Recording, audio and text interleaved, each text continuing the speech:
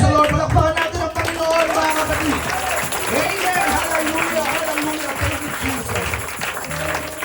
Amen. If you have your Bibles with you, please open it sa Hosea. Ayan. Hosea. Siyempre, yung iba titingin sa table of contents.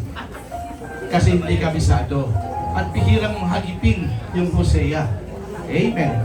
Hosea chapter 3. Praise the Lord. Verse 1. Ayan, ang sabi po dyan. Amen. The Lord said to me, go, show your love to your wife again. Though she is loved by another man, and he is an adulteress, love her as the Lord loves the Israelites, though they turn to other gods and love the sacred raisin cakes. Next. Verse 2. So I bought her for 15 shekels of silver, and about a homer and a letek of barley. Then I told her, ito po yung sabi ni Hosea, you are to live with me many days. You must not be a prostitute or be intimate with any man, and I will behave the same way toward you. Next slide po. Praise the Lord. Ephesians chapter 4 verse 32. Ang sabi po dyan, be kind and compassionate to one another, forgiving each other just as in Christ God forgave you. Next slide po. Romans chapter 5 verse 8. Talon po tayo. But God demonstrates His own love for us in this. While we were still sinners. Sabihin po nga natin, while we were still sinners. While we were still sinners. Christ died for us. Okay. May Tagalog ba yan? Sige po. Para higit natin manawaan, balik pa sa Tagalog. Okay lang po ba sa inyo mga kapatid? Yes. Praise the Lord. Amen. Here it is. Okay po. Sir? Hosea. Basahin natin. Sinabi sa akin ni Yahweh, referring to Hosea, umalis kang muli at ipakita mo ang iyong pag-ibig sa iyong asawa, bagaman siya'y nangangalunya. So we have here a story na yung babae ay naging unfaithful kay Hosea. Okay? Sapagkat mahal pa rin ni Yahweh ang Israel kahit na sumamba sila sa ibang mga Diyos at laging naghahandog sa mga ito ng tinapay na may pasas. Next slide po. Praise God. Kaya't pinili ko siya sa halagang 15 pirasong pilak at 150 kilong sebada at sinabi sa kanya, manatili kang tapat sa akin. Huwag ka nang mangangalunya o makipagtalik pa sa ibang lalaki. Ako ay magiging tapat sa iyo. Ito po yung sinabi ni Hosea sa kanyang asawang babae. No? Praise the Lord. Sa halip, sabi sa Efeso, maging mabait kayo at maawain. Magpatawad kayo sa isa't isa tulad ng pagpapatawad sa inyo ng Diyos dahil kay Kristo. Last po, Romans. Amen. Ngunit pinatunayan ng Diyos ang kanyang pag-ibig sa atin nang mamatay si Kristo para sa atin nung tayo'y makasalanan pa. Tayo po'y manalangin. Banal at dakilang Diyos, salamat po sa umagang ito. Salamat sa pagkabasa ng mga salita. Ang iyong mga salita, Panginoon, ay buhay, Panginoon. Sa umagang ito, amin pong inaangkin, Panginoon, ang kapangyarihan, O Diyos, ng iyong mga salita na titimo sa aming mga puso. Hallelujah, paalalahanan kami, Panginoon, ng iyong mga salita, Panginoon. Ang iyong alipin, O Diyos, ang iyong manggagawa ay walang magagawa sa kanyang sarili. Kung kaya't, Panginoon, kailangan, O Diyos, na samahan niyo po kami, Panginoon. Langisan mo kami muli, Panginoon, sa pagsasalita, maging sa pakinig yung mga salita, Panginoon. Amin pong inaangkin ang tagumpay sa iyong banal at dakilang pangalan ng Jesus. Ang lahat po magsabi, Amen. Amen. Palakpakan natin ang Panginoon, mga kapatid. Bago po kayo magpala, palakpakan na pala.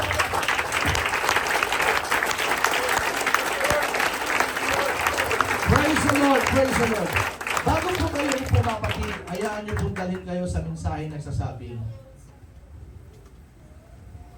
unfaithful yet love. Ayoko ng ganun. Hindi tapat, subalit inibig. Amen? Palagi kayo makaupo mga kapatid at pagpalain po tayo ng Panginoon. Naway hindi po tayo matulog kasi po ang malamig po, masarap matulog mga kapatid. Naway hindi natin gawing pang short time ang church mga kapatid na 3 hours tutulog. Punta lang kayo dito para matulog mga kapatid. Na para kayo nag-check-in sa hotel mga kapatid. Praise the Lord. Hallelujah. Unfaithful, praise the Lord, yet love. Amen. So mga ganito mga kapatid, pahintulutan niyo po akong i-share sa inyo. Next slide po. Pahintulutan niyo po akong i-share sa inyo mga kapatid, no? Hallelujah. The most shocking, today we will talk about the most shocking, painful, and yet beautiful love story in the Bible. Ayan. Yan, pag love story mga kapatid, ang tao talaga excited yan mga kapatid. Lalo po ang mga young people, pag love story ang pinag-uusapan, kahit mga kapatid sa training center, nung nagtuturo ako sa kampo mga kapatid, pag pinag-usapan po sa harap ng kadete o ng mga trainees, pag pinag-usapan ang love life, wala pong inaantok. No, tama po ba? Whether ikaw man ay in love ngayon, whether ikaw man ay broken hearted ngayon, I don't care. I don't care. Ang importante ngayon ay ang Panginoon mga kapatid. Palakpakan natin ang Panginoon mga kapatid. So sa umaga nito, pag-uusapan po natin ang isa po sa shocking at painful and yet beautiful love story in the Bible. Nakakagimbal, masakit, subalit, napakagandang kwento ng pag-ibig mga kapatid. Ito po ay mas maganda pa sa isang linggong pag-ibig ni Imelda Papin mga kapatid. No? Di ba imagine, Lunes, nang tayo'y nagkakilala.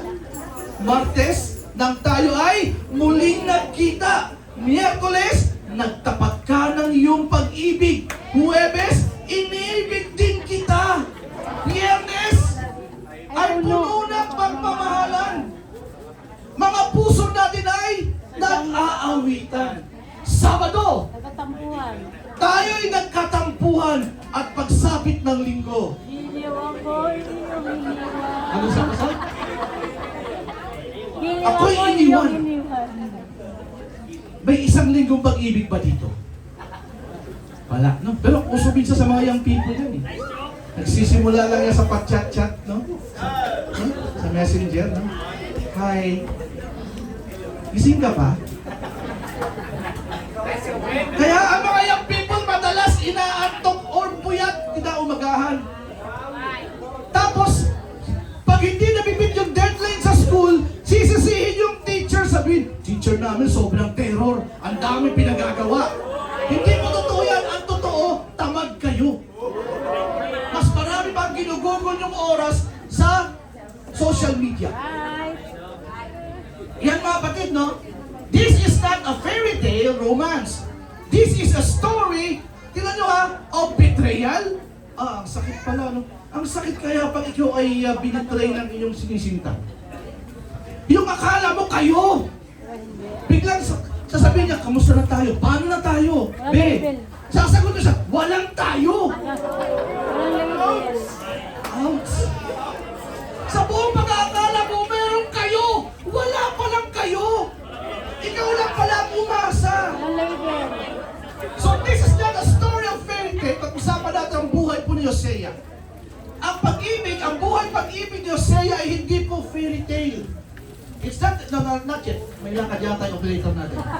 May naghihintay ba taxi, sir? Okay. It is not a fairy tale, mga kapatid. It is a story of betrayal, brokenness, and relentless love. Ang pag-uusapan, maiksi lang to, kaya huwag kang matutulog, may mga miss ka mga kapatid. Ang pag-uusapan natin ay isang pag-ibig, mga kapatid, na tinaidor.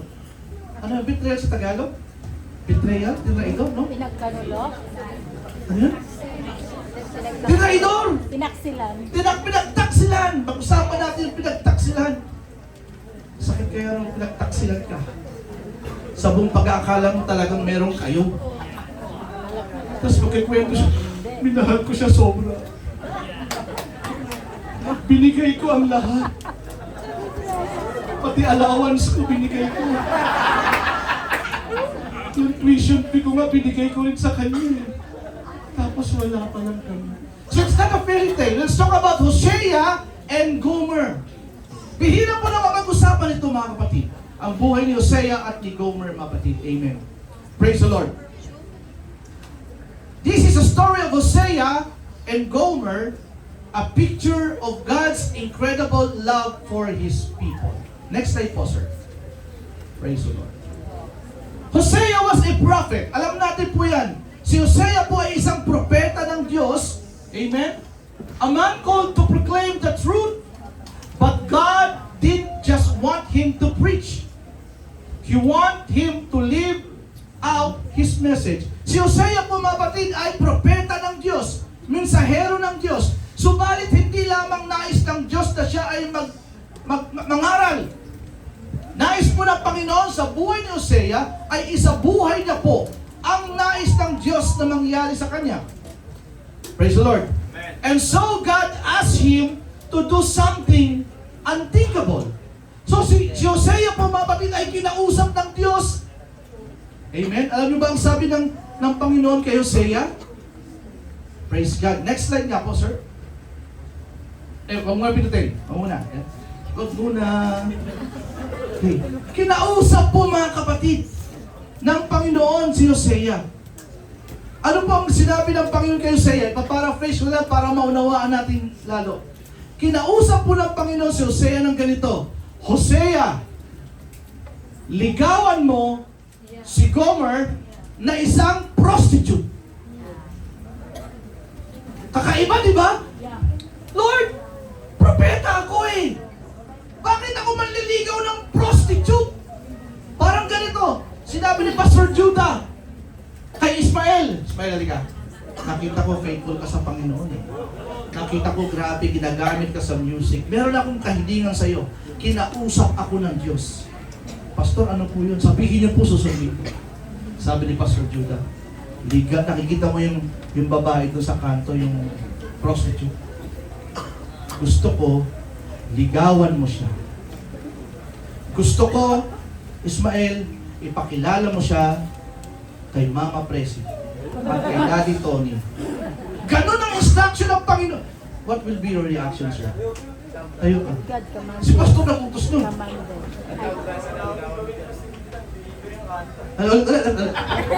Pakinggan niyo ha, ang ganda na sinabi. Parang wala ko pong gawin ni Pastor Judah kasi taga-kanto. Ang believer. Diba?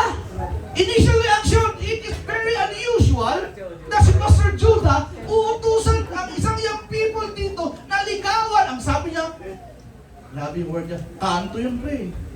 Taga-kanto, unbeliever, utusan mo ako, Pastor Judah, na ligaw. Very unusual. Pero gusto kong sabihin sa inyo mga kapatid, the same thing na inutos po ng Panginoon kay Hosea.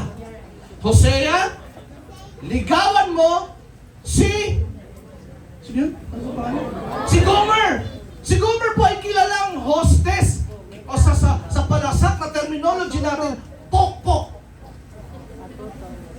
Sabi ng Panginoon kay Hosea, ligawan mo si Gomer, hindi lang ligawan, pakasalan mo pa.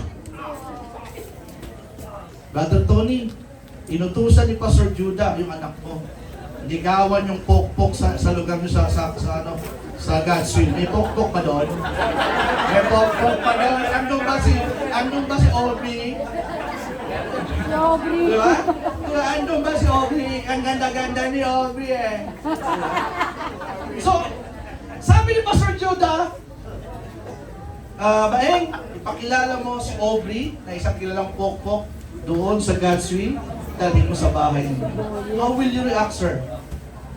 Yung si Aubrey kilalang pok-pok doon sa lahat. Kung baka para siyang karinderya bukas sa lahat ng gustong kumain. How will you react, sir? Hindi ba ako okay, pass ka, okay? Yung nanay na lang. Sabi niya, sir, parang aatakin ako sa puso niya. Sister Presi, how will you react? Maeng, isang babae kilalang pok-pok doon sa inyong community. How will you react? Kasi ipapakilala niya sa iyo. How will you react, ma'am?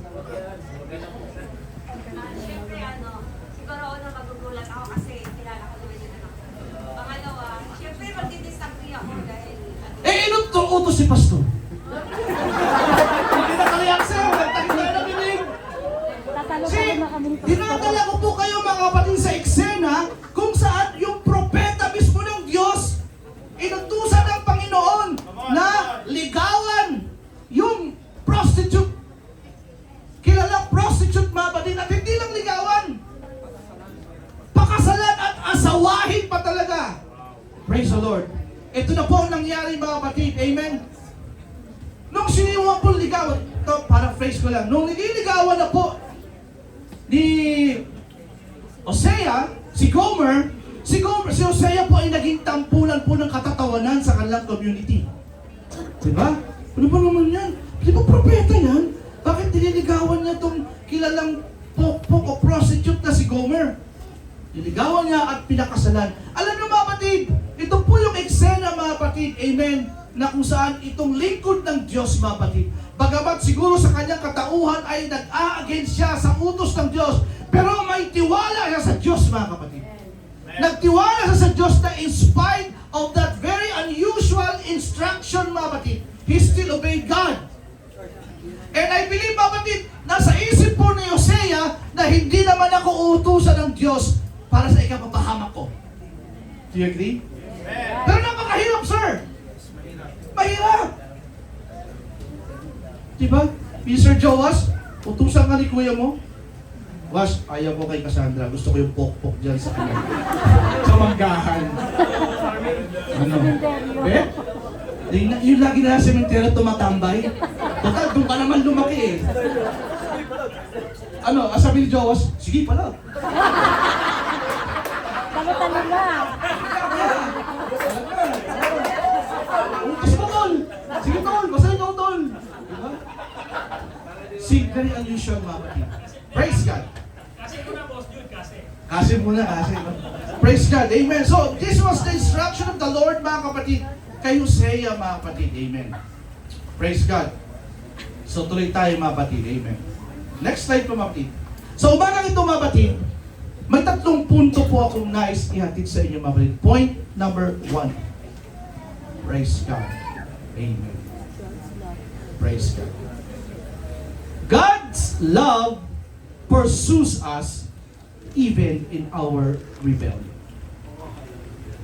Ang pag-ibig ng Diyos ay humahabol sa atin, to say it at the very least, kahit po tayo ay nagre-rebelde sa Kanya. Ang pagmamahal po ng Diyos ay humahabol sa atin, mga kapatid, amen? O sabihin natin, ang Diyos po ay hinahanap tayo kahit po tayo po ay lumalayo sa Kanya. I'm talking to you right now, mga kapatid, and alam po, kinakausap tayo ng Diyos, mga kapatid, sa umagang ito. May mga pagkakataon, mga kapatid, na minsan hindi natin alam. Lumalayo na po tayo sa Panginoon, mga kapatid. No? Pero gusto ko sabihin sa inyo sa umagang ito, mga kapatid, amen? God's love pursues us even in our rebellion. Amen. Balik tayo, mga kapatid, dito kay Hosea at kay Gomer. Pinakasalan na mga kapatid ni Gomer, ni Hosea si Gomer. Nagkaroon po sila ng 3 anak. Out of love. Talagang pag-ibig talaga, minahal talaga. Kumbaga, inahon ni Hosea si Gomer mula sa lusak, mga kapatid, ng karumihan, ng bilang prostitute, mga kapatid. Sa kanilang pagsasama, kapatid, amen, isang araw po, nawala po si Gomer. Only to find out, mga kapatid, na ito si Gomer, mga kapatid, ay nakikipagrelasyon na po sa mga ibang lalaki ulit. Kumbaga, bumalik na naman siya sa dati niyang buhay, mga kapatid. Amen. Nais ko sabihin sa umagang ito, mga kapatid, amen, ang pag-ibig ng Diyos, mga kapatid, amen, kahit po tayo po ay tumalikod sa Kanya, ang Diyos po ay never po tumatalikod sa ating, mga kapatid. Kahit po sinasadya natin ang pagkakasala, mga kapatid, ang Diyos po ay never po tumalikod sa iyo at sa akin, mga kapatid. At kahit, mga kapatid, na minsan itinatanggi natin ang Diyos, mga kapatid, ang Diyos po never kanyang itinanggi, mga kapatid. ay laging tapat sa iyo at sa akin, mga kapatid. God's love pursues us even in our rebellion. So hinanap po ni Hosea si Gomer only to find out, mga kapatid, na si Gomer ay bumalik sa dati niyang buhay. I am talking to you right now. Lahat po tayo, mga kapatid. Minsan po para tayong si Gomer. I repeat, minsan para tayong si Gomer. Na mula po sa lusak ng kasalanan, kinuha na po tayo ng Panginoon, nilinis na po na tayo, mga kapatid, binihisa ng bagong pagkatao, mga kapatid. Pero minsan, minamabuti pa natin na muling bumalik doon sa dating buhay nating makasalanan. Amen. I'm talking to you right now. Allow me to preach to you this morning, mga kapatid, as I also preach to myself. Amen. Okay lang ba, mga kapatid? I will preach to you this morning. I'm giving the authority to my pastor. Allow me to preach to you this morning. As I preach also to myself, mga kapatid. Dati tayong galing sa lusak ng kasalanan. Dahil po sa dakilang pag-ibig ng Diyos, natagpuan po tayo. Madumi. Walang halaga, walang value, mga kapatid.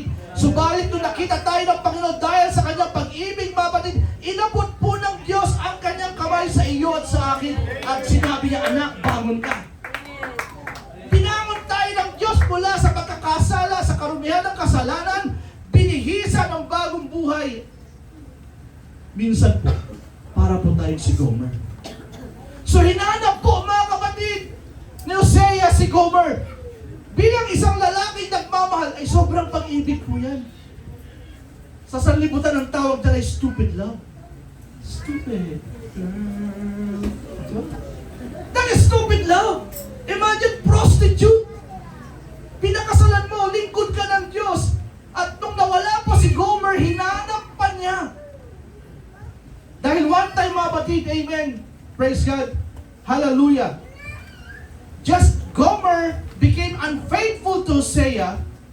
Ganon din po ang bayan ng Israel. Alam niyo mga batid, ang purpose pala ng eksenang ito. Kaya po pinahintulutan ng Diyos, mga kapatid, na si Hosea ay pakasalan po si Gomer para po i-illustrate sa bayan ng Israel. Sa bayan ng Israel, mga kapatid, na kung kailan paulit-ulit po nagkakasala ang bayan ng Israel, mga kapatid, hindi po nagsawa ang Diyos sa kanila. Gusto kong sabihin sa iyo sa umaga ito, ano po ang iyong ginagawa sa Panginoon na hindi ka nagagawa? I want to tell you right now na hindi po nagsasawa ang Diyos sa iyo, mga kapatid. Uulitin ko, ang Diyos ay hindi po nagsasawa sa iyo. Well, I believe the message is very timely, mga kapatid. Why? Hindi natin alam kung ano po yung nasa likod ng isip ng bawat isa, mga kapatid. But at point, there will be point in time, mga kapatid, na tayo po ay lumiligo sa kalooban ng Panginoon. Gusto kong sabihin sa iyo, young people, lalo na po sa inyo na kayo po ay prone po talaga sa hatak ng kaaway, gusto kong sabihin sa inyo, huwag kayong aalis sa church. Kung medyo natapa ng konti, huwag kayong lalabas sa church. Kung nagkamali, huwag kayong aalis sa church. Kung nagkamali ka, huwag mong bitawan ang ministry mo. Uulitin ko, huwag mong bitawan ang ministry. Kasi darating po sa time, pag nagkaedad na kayo kagaya namin, hindi na kayo gaano kakanta. Kaya habang bata kayo, young people, amen, gamitin niyo ang lakas ninyo para sa ministry sa gawain ng Panginoon. Huwag mong hayaan yung paghihina mo sa paglilingkod sa Panginoon ay maging sakit upang hindi ka na tumayo dito. Yung dati ang sakit ka, mga kapatid, nawawala na. Hindi na makita mo sa yung anil sa church.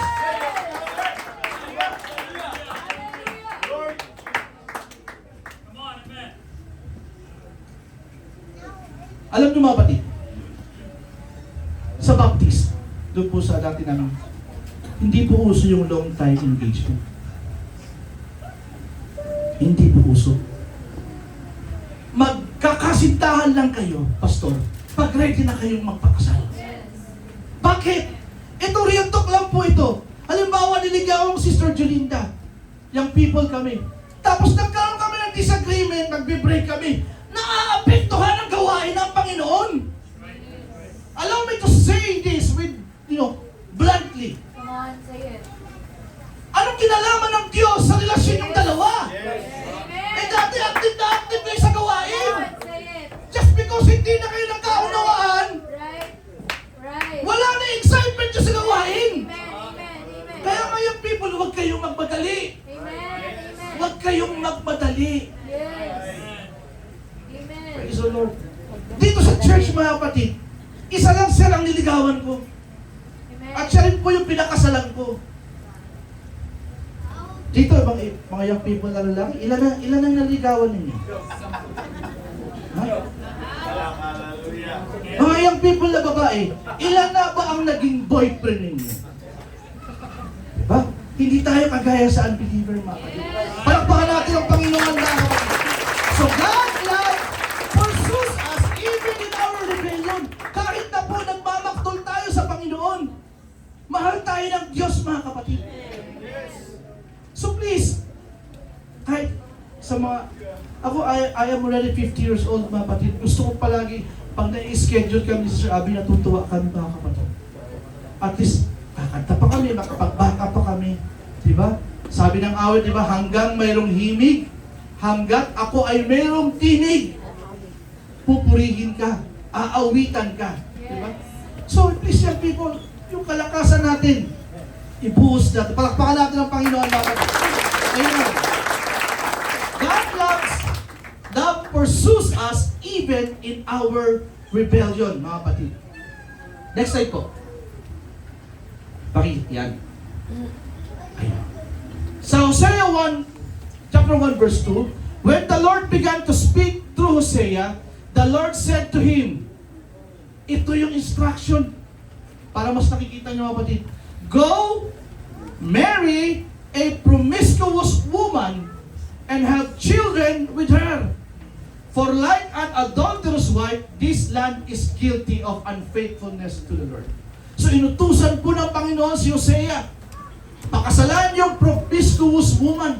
Ibig sabihin, prostitute, ibang lalaki na po ang nakarelasyon niya, iba-iba na po nakasama niya sa bed, mga kapatid. Pero inutusan siya ng Panginoon na pakasalan. Parang ang hirap yata yun. No, ang hirap. Sister President, talaga papayag, no? Kahit utos si Pastor Judah, ayaw talaga. Sabi ni Sister President, Talo-talo na. eh yung asawa mo hindi nakasagot, parang sinisigipan ng dibdib eh. Anak, bakit naman yun naman na? Bakit yun naman, di ba? Eh, Mama, hindi, utos ng pastor eh. Hindi utos ng damdamin. Ganun kasunurin si Maing kay Pastor Judah eh, di ba? Inuwi sa bahay, yung tatay halos atakin sa puso. Yung nanay halos di makapagsalita.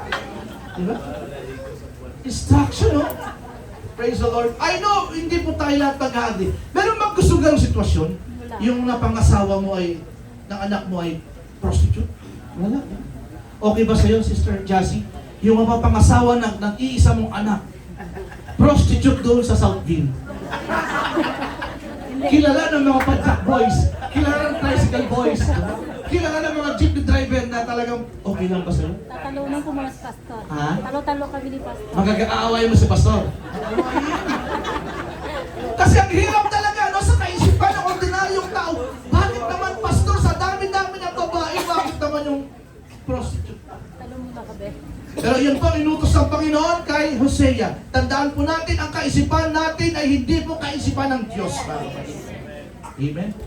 Maaring sa atin po ay hindi maganda, pero may nais pong ipakita ang Diyos sa buhay natin, mga kapatid. Nais pong matuto tayo sa mga eksenang ganyan, mga kapatid. Amen. Next slide po. Number 2. Listen to this very carefully. God loves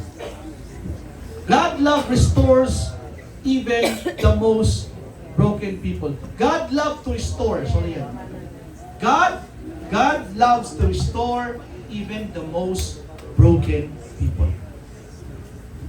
Nais ng Diyos, gusto ng Panginoon na i-restore, ayusin ulit ang buhay. Kahit yung buhay po ng tao na sirang-sira na ang buhay. Amen? Kaya po mga pala, sa totoo lang, mali po ang konsepto ng sanglibutan. Sasabihin nila, punta-punta ka ng church. Eh, ugali mo ganyan. Kung ako sabihan ng ganyan, kaya nga po pupunta ng church nga ni Makasalanan yan eh. para ayusin ako ng Panginoon. Sino mag-aayos sa akin? Yung mga barkada kong hindi mananampalataya? Diba? Sino mag-aayos sa akin? Yung mga classmate ko na hindi naniniwala sa Diyos? That's why I keep coming back to church because gusto kong ayusin ako ng Panginoon. Kaya mga kapatid, kung tayo po ay may problema, huwag tayong liliban sa church. Kung tayo po ay nasasaktan dahil nabigo, huwag kang aalis sa church. Matthew, huwag kang aalis sa church. Sino gumamit sa'yo? Buhay pa ba? Praise the Lord. No, mga kapatid, God loves to restore even the most broken people. Ikaw po na nasa harapan ko ngayon, kung sa tingin mo po ay may nagawa kang hindi maayos sa harap ng Panginoon, mas lalo ka pang lumapit sa Diyos. Minsan ang tendency, nakakalamdam po tayo ng condemnation, mga kapatid. Anong gagawin? Hindi na magsisimba. Nakagawa ng isang bagay na hindi kanais-nais sa Panginoon, hindi na magsisimba. No, mga kapatid. Sa harap niyo po, ako po ang inyong likod, hindi po ako perfecto. Marami po akong mali, marami akong nagawang mali, at marami akong pagkakamali, mga kapatid. Subalit, mas nanaisip ko pang manatili sa church, mga kapatid, para ako ay ayusin ng Panginoon. You don't look at your pastor also as somebody who is perfect, mga kapatid. No? You don't look at us as perfect, mga kapatid. Dito, mga kapatid. Praise the Lord. God loves to restore even the most broken people. Balik tayo sa buhay po ni Gomer, mga kapatid. Nung natagpuan ng mga kapatid ni Hosea, nabalitaan, may nagsabi sa kanyang marites na, yung asawa mo, bet ka ni Mayor. Yung asawa mo, bet ka ni Yorme. Di ba? Yung asawa mo, nakita ko, bet ka ni Congressman. Yung asawa mo, bet ka ng barangay tanod doon. So, iba-ibang lalaki ng mga kapatid. Yung kinasamahan ni Gomer. Nung ito po'y dumating sa isip po, sa kaalaman po ni Hosea, mga kapatid. Listen very carefully. According to commentaries, mga kapatid, hindi po nagalit si Hosea. In fact, ang sabi niya, Panginoon, sabi sa mga commentaries, kung nasaan man ngayon ang aking mahal na asawa, isinasamo ko, ingatan niyo po siya. Ha? Hindi kaya na ibang lalaki, ay ganon. Parang ko ay ganon, hindi bahala siya dyan. Palitan ko lang sa elot ng iba. Hindi ganon. Si Hosea ay nanalangin, lumuhod sa Panginoon at humingi ng guidance mula sa Panginoon. And listen very carefully, ito po ang sinabi ng Panginoon sa Hosea chapter 3. Next slide po. See, the Lord said to me, sabi po ng Panginoon kay Hosea, go, show your love to your wife again. Wow, ang hirap, no? Yung asawa mo, iniwan ka na. Brother, kunwari hindi siya sa asawa, example lang. Iniwan ka na ng asawa mo. Ibang lalaki na sinamahan, tapos inutusan ka pa ni Pastor Judah, hanapin mo si Sister Asa. Babariling ka na si Sister Asa. See, yung reaction talaga, mga kapatid, ganun talaga lalo sa lalaki. Nakakalalaki po yan. Yung may term po mga Tagalog, yung iniiputan ka sa ulo. Yun ang term ng mga Tagalog eh. See, pero ang sabi po ng Panginoon kay Hosea, go, show your love to your wife again. Though she is loved by another man and is an adulteress, love her as the Lord loves the Israelites, though they turn to alter other gods and love the sacred raisin cakes. So instruction ulit ng Panginoon, hanapin mo yung asawa mo at muli mo siyang ibigin o mahalin. Ang hirap, no? Malabo yun. Parang natutulala yung asawa ni sister. Brad, natutulala ka, parang na-imagine, hindi ko kaya yan. Yung Brother Edmond, parang tutulala sa hindi ko kaya yan. Di ba? Ang hirap. Malabo yun. Sir, kaya mo ba? Brother Erwin, kaya mo? Hindi, di ba? Sinong kaya? Taas ang kamay. Brother Michael, kaya mo? Hindi, di ba? Michael, kaya mo? Kaya mo? Ha? Ba't di sumasagot? Sabi niya, kakayanin sir. Di sumasagot eh. Kakayanin sir. See, ang hirap mga kapatid. Yung kalooban ng Diyos, minsan mga kapatid, ang hirap talagang sundin. Napakahirap. Kakayanin daw sir. Basta sir, mabuti ah. See, sabi, go, show your love to your wife again. Though she is loved by another man and is an adulteress, love her as the Lord loves the Israelites, though they turn. Sir, kaya mo? Kaya mo? Hindi kaya. Kaya. Hindi kaya. Hindi mo matatanggap si Abby pag gumawa ng ganyan. Hiwalay agad. Si Tonton malumanay ng salati, hiwalay agad eh. Saan si ano? Gusto ko magtanong niya ano. Brother Rene, kaya? Oh, itong walang lalaking nasa matinong pag-iisip. Brother Jordan, kaya? Hindi. Brother Malbar, kaya? Hindi sumagot sa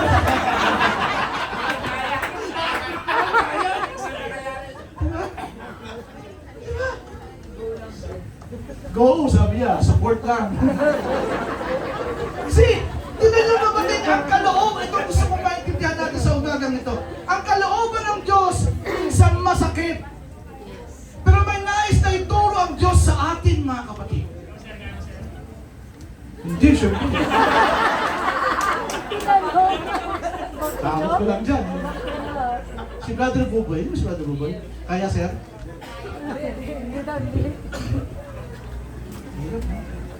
Pero yan ang utos ng Diyos. Sabi niya, so I brought her, listen, no?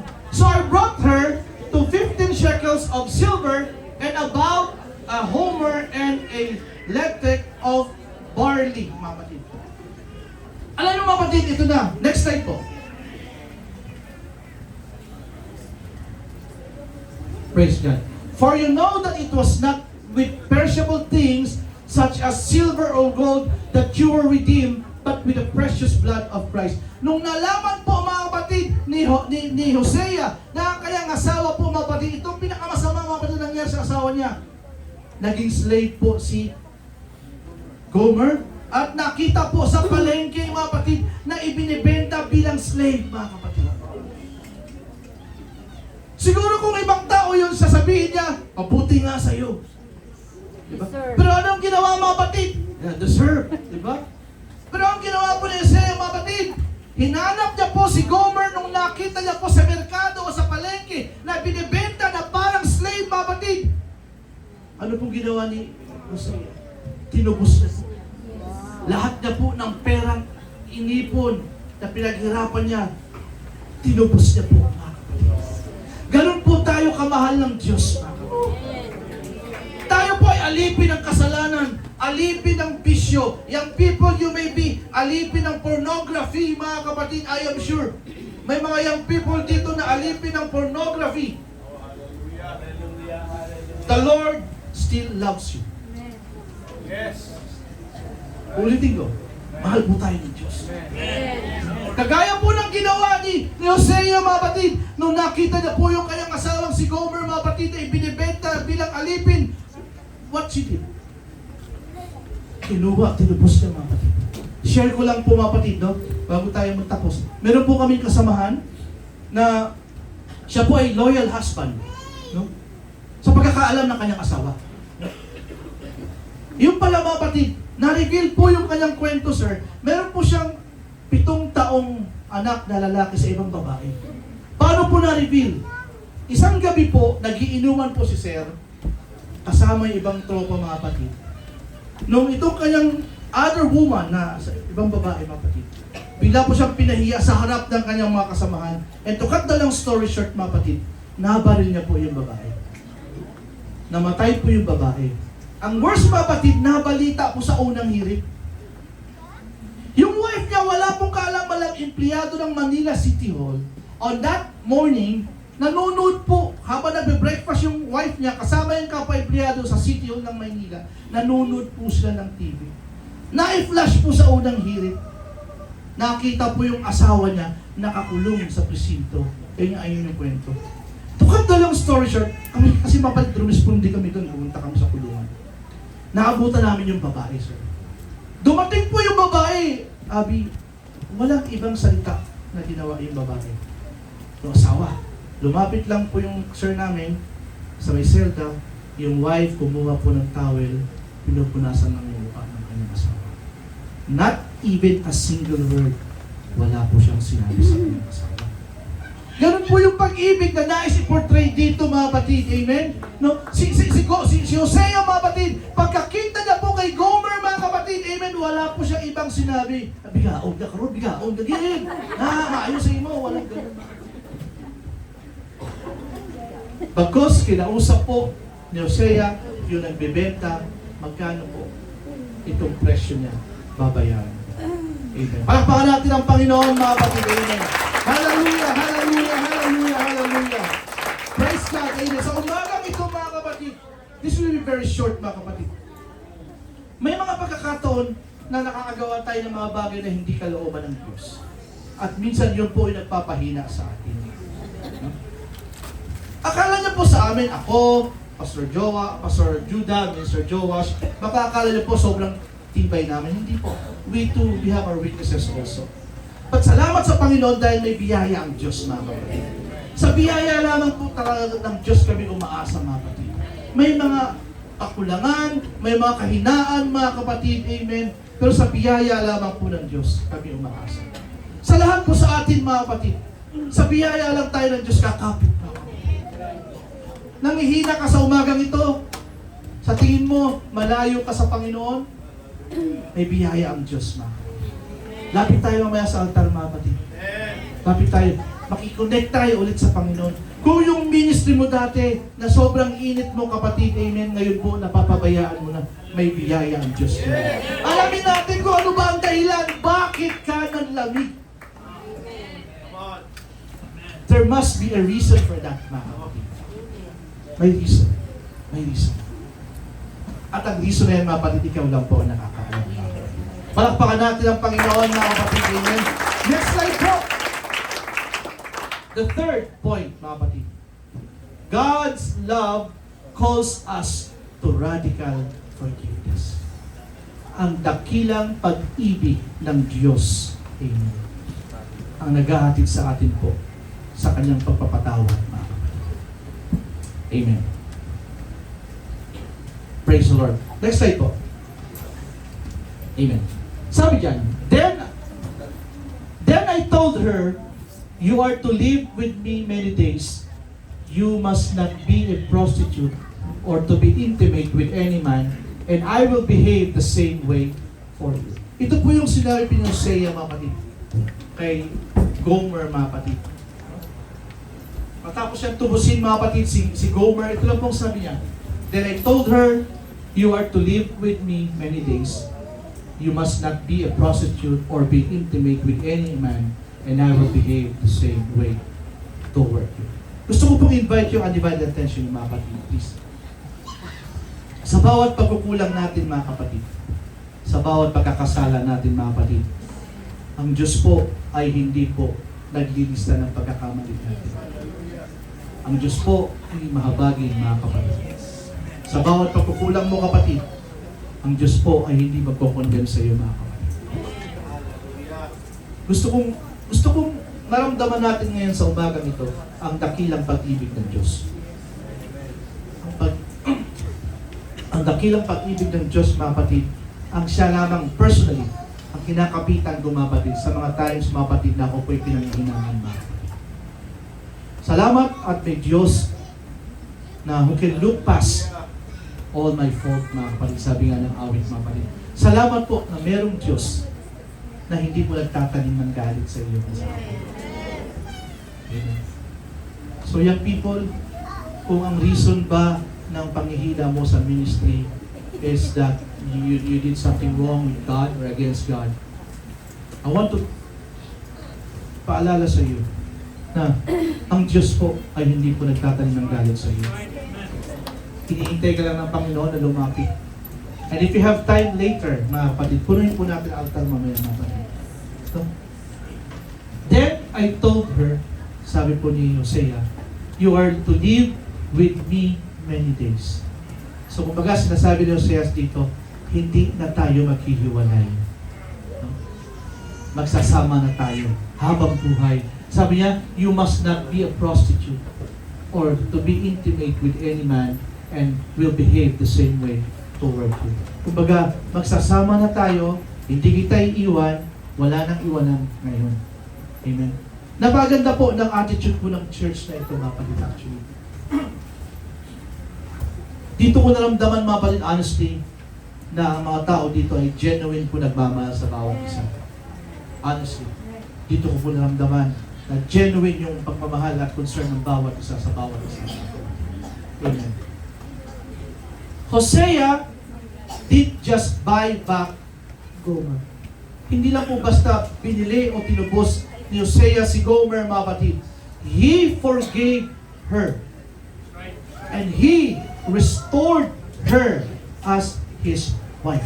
Maraming kwentong ganyan na nagkamali yung babae, mga kapatid, although pinatawad na ni lalaki yung asawa niya, pero their married life never just the same again. Hindi na po nabalik sa dati yung sweetness. Pero sa kwento po ni Hosea, sabi niya, he forgave her and restored her as his wife. Ito po sa maganda. He did not keep reminding her of her past. He called her to a new life. Napakaganda, napakadakila ng puso ni Hosea, mga kapatid. Tinanggap niya ulit, mga kapatid, si Gomer. Hindi na pinaalala sa kanya. Dati ka naman.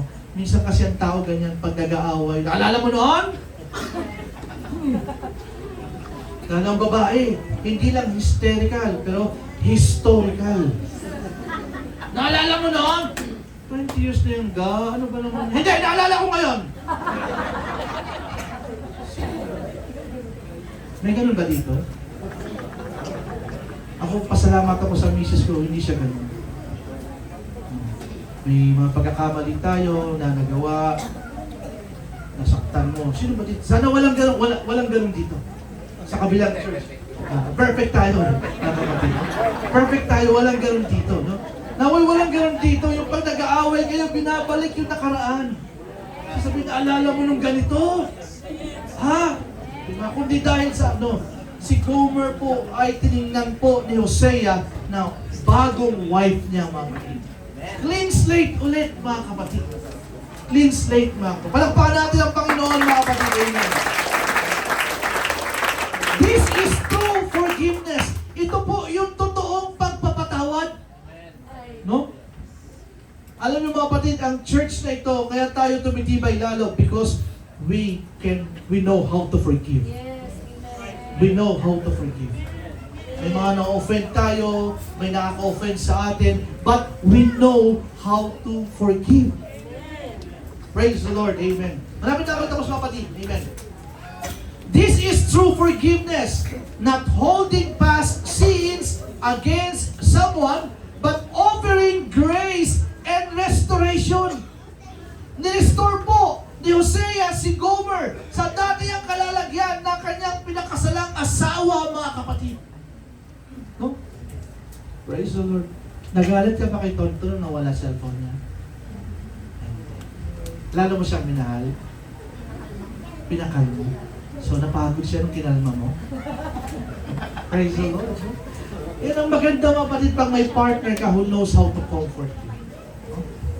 I-comfort natin sa isang, mga kapatid, ang bawat. So, palakpakan natin ang Panginoon, mga kapatid. Amen. Hallelujah!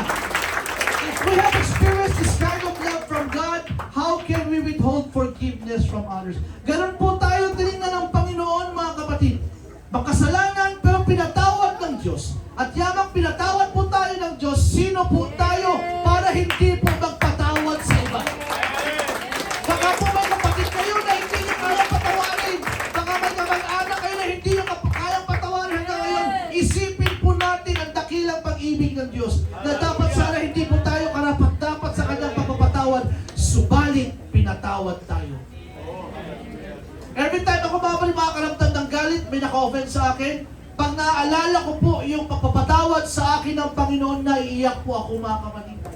Kasi kung tutusin, hindi nga ako dapat patawarin ng Panginoon eh. Pero pinatawad pa rin ako ng Diyos, mga kapatid. Next slide po.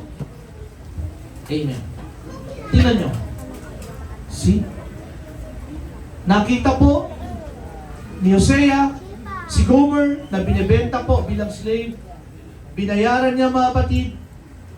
See? And the last time, dito sa baba, dinala niya ulit pabalik, mga kapatid. So, ganun po tayo, mga kapatid, kung tingnan din ang Diyos, mga kapatid. Amen.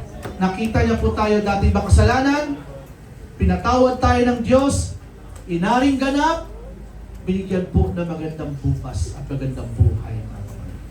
Praise the Lord. No? Sa mga hindi pa po gaanong sabihin natin, pero I believe, mga kapatid, halos lang tayo dito, mga kapatid, naramdaman natin ang pag-ibig ng Diyos, mga kapatid. Dito po sa church na ito, pag-ibig lang ng Diyos, mga kapatid, ang meron dito, mga kapatid. Amen. Next slide, sir. Ephesians chapter 4, verse 32. Be kind and compassionate to one another, forgiving each other just as in Christ God forgive you. Meron ka ba itong kagalit? Kaya mo bang kamayan lahat dito? Kaya ba? Yung bang lahat mula dito, kaya mo kamayan? Salamat sa Panginoon. No? Hindi po tayo sa ibang church. Magbigayan po tayo ng kapayapaan. Peace be with you. Talaga totoo yun. Para mga pis-pis na ibon, di ba? Diba? Okay, let's offer each other the peace. Pero dito, sir, ngayon ko lang na-realize talaga, na-appreciate ko, yung practice po ng mga Pentecostal, yung pakipagtamay. Hindi lang pala siya ritual. Ito po isang bagay na ipinaramdam mo sa kapatid mo na tanggap kita. Welcome ka. Wala akong galit sa'yo. Tama? So mga kapatid, nawawala rito yung hindi mo kayang kamayan yung katabi mo kasi galit ka sa kanya. Yung lahat mo, pag nalingon ka, pag sinabi ni Pastor, kumamay tayo ng 10. 1, 2, 3, 4. Kasi galit ka dito, di ba? Pag sinabi ni Pastor, kumamay ka ng at least 10, lahat kaya mo kamay kahit nakapilit ka.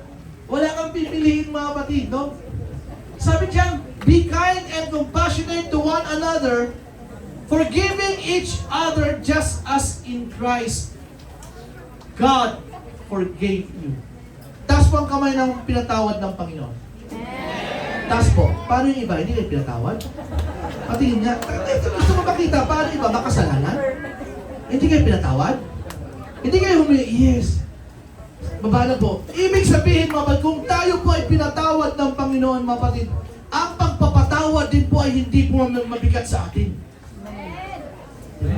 Ulitin ko po, kung tayo po ay nakaramdam po ng pagpapatawad ng Diyos, ang kapatawaran o pagbibigay ng pagpapatawad sa iba ay hindi po dapat mabigat sa atin, mga kapatid. Praise the Lord. Hallelujah. Hallelujah. Amen. So, hindi magtatagal, mga kapatid. Amen. We have these 3 points, mga kapatid. Ginamit po ng Diyos ang buhay ni Hosea. Bagamat very unusual yung example, nais mong ipakita ng Diyos, mga kapatid. Amen. Ang totoong pag-ibig, mga kapatid. Pero si Ate Plesio talaga hindi talaga matatanggal. Kuya Tony, hindi talaga matatanggal. Paano kung si Jesus mismo sa harap nila nagsalita? Pwede. Si Ate Plesio, okay, pwede. Si Jesus kayo eh. Pero ang hirap, diba, mga kapatid, finally na, ang hirap po nung sumunod sa kalooban ng Diyos. Ang buhay natin bilang Kristiyano, mga kapatid, ay hindi po madali. Mahirap talaga ang buhay Kristiyano, mga kapatid. Napakahirap po ng buhay Kristiyano. Pero mga kapatid, gusto kong sabihin sa inyo, sa mga bagay na yan, mga kapatid, amen. Kung yan po ay makakasunod tayo, mga kapatid, nalulugod po ang Diyos. Tayo po lahat ay tatayo, mga kapatid, amen. Praise the Lord. Hallelujah. Hallelujah. Hallelujah. Hallelujah. Amen. Praise God.